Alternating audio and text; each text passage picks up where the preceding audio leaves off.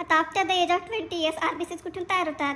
RBCs are produced from membranous bones like vertebra, sternum, ribs, scapula, iliac bones and skull bones and from the ends of long bones.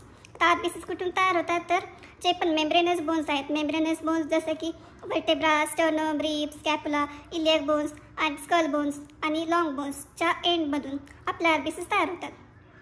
After 20 years of age, the shaft of the long bones becomes yellow bone marrow because of fat deposition and loses the erythropoietic function. आता जेव्हा 20 वर्ष झाल्यानंतर जेव्हा आपला जो long bone आहे, long बोनचा जो shaft असतो तर तो कसा होतो? येलो बोन मॅरो होतो. कशामुळे? तर फॅट डिपॉझिशनमुळे त्याचा कलर कसा होतो? येलो कलरचा होतो आणि त्याच्यामुळे त्याचं जे इरेथ्रोपोएटिक फंक्शन जे आहे ते काय होतं? लॉस होतं. आता ॲडल्ट्समध्ये liver and spleen may produce blood cells if the bone marrow is destroyed or फायब्रोज.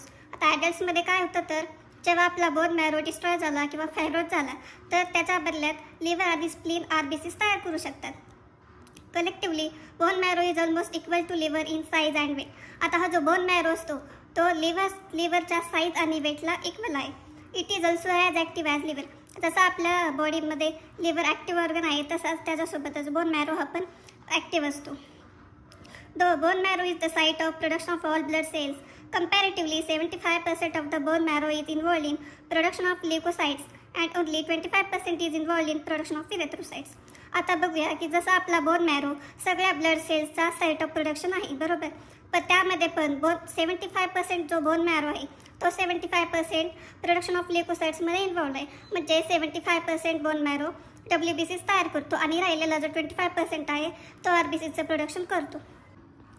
But still, leukocytes are less in number than the erythrocytes, the ratio being 1:500.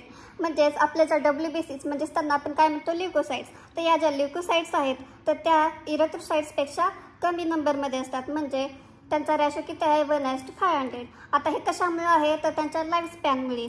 म्हणजेच इरेथ्रोसाइट्सचा लाईफ स्पॅन किती असतो? 120 days आणि आपल्याला WBCचा किती असतो? Short ranging from 1 to 10 days. म्हणजेच RBCचा असतो 120 days आणि WBCचा असतो 1 to 10 days. त्याच्यामुळे so the leukocytes need larger production than erythrocytes to maintain the required number. म्हणजेच WBCचं जास्त प्रमाणात प्रोडक्शन व्हावं लागतं ॲज कम्पेअर्ड टू इरेथ्रोसाइट्स. का? तर आपल्याला तो रिक्वायर्ड नंबर मेंटेन करायचा असतो. आणि आपण पुढे प्रोसेस ऑफ इरेथ्रोपोएसिस हे आपण नेक्स्ट पार्टमध्ये बघूया.